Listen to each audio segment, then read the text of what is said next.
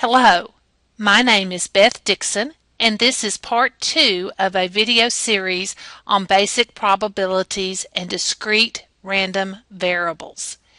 Thanks again to Vicki Borlaug for the use of her PowerPoint for this video. I ended part 1 with 2 exercises for you to try and the promise of the answers to check your work in the next video. For part A, you should get 0.2222 or 2/9, and for part B, you should get 0.3548 or 11/31.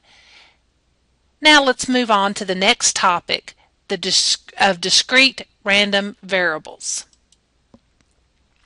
Discrete data. Remember that discrete data from earlier in our course is a finite or countable number of data values, and that when you look at discrete data on a number line, that there are gaps between the values on that number line. Let's look at the number of cars in a parking lot. There could be 0, 1, 2, 3, 4, 5, 6, or 7 up to the number of parking spots in the lot. Depending on the number of parking spots, it could go on, but there would be a finite and that there are gaps. We couldn't have 1.5 cars in the parking lot. We could only have 1 or 2 or 3 or 4. The key here is that discrete data can be listed. And when we list all of the possible data values and their probabilities, it is called a probability distribution. So let's look at a good definition for probability distribution and the conditions that they must meet. First, you must list all possible values. And notice we'll use a table to do so because us math teachers, or because we as math teachers love tables. We list those under X. Notice the aqua column here. Then we will list the corresponding probability with each value. Notice we'll put those in the pink column.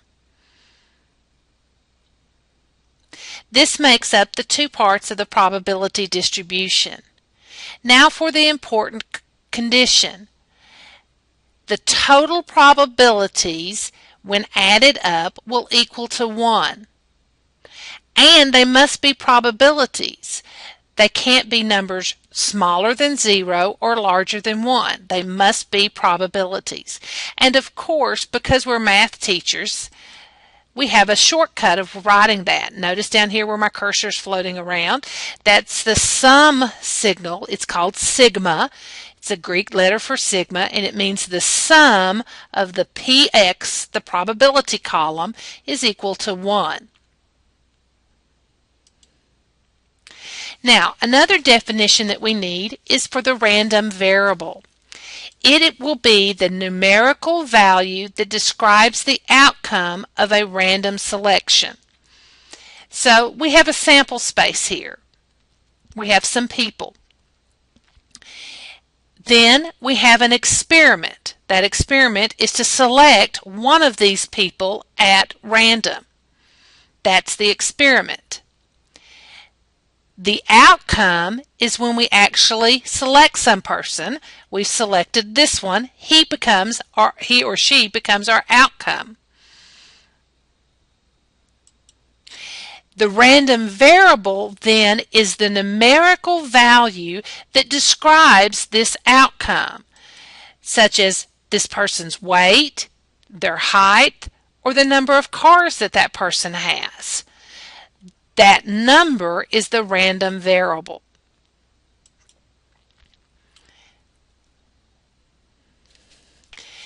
Okay, let's look at example 2. we have a sample space of some cruise ships. One ship is selected at random from this fleet of ships. Construct a probability distribution for the number of passengers. Notice the directions. I always look for the action verb, in this case the word construct. To construct a probability distribution, I will need a table. The table needs two columns. The first for the random variable and the second from the probability. Remember that the random variable is a numerical value we are studying, and in this case it's the number of passengers, and then P of X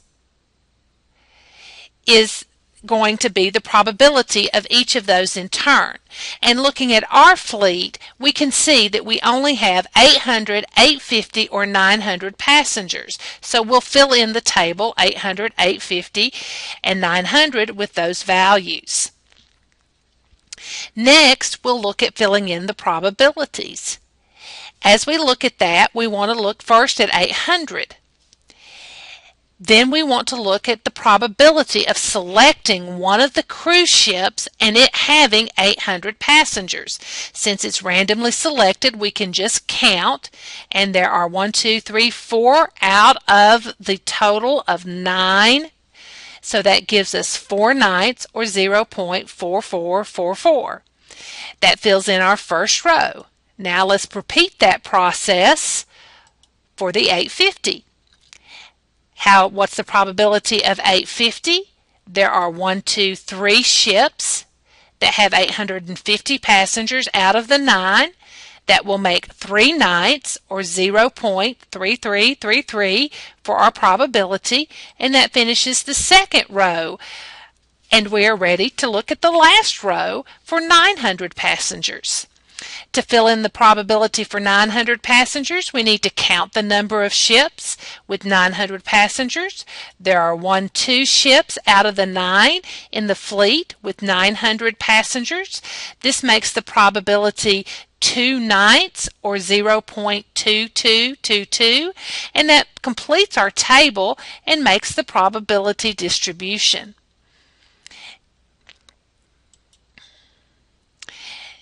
This is the completed probability distribution, and we could use it to answer questions such as, what is the probability of selecting a ship at random and getting one with 800 passengers? Instead of looking at the cruise ships and counting again, we could just look at the table and see that it's 4 nights, or use the decimal form 0.4444.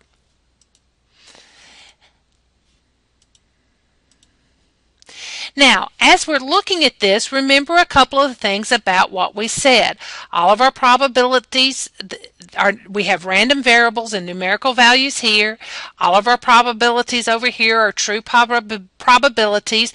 And notice that the total of the probabilities is equal to 1, or 100%.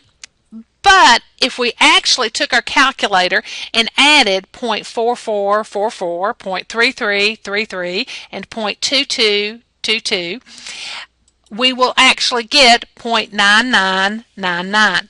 That total is off due to the rounding. If we added the fractions, 4 nights plus 3 nights plus 2 nights, we actually get the exact value of 1, or 100%. And if we actually used the complete decimals with the repeating infinite number of spaces after the decimal place, then we would actually get 1. But with the rounding error, we get close enough for what we're doing here, so close enough for government work, and we'll go on. And that concludes this part of the video series. There is another example and some additional exercises in the next part. Please watch it as well. I hope this was helpful. Thank you.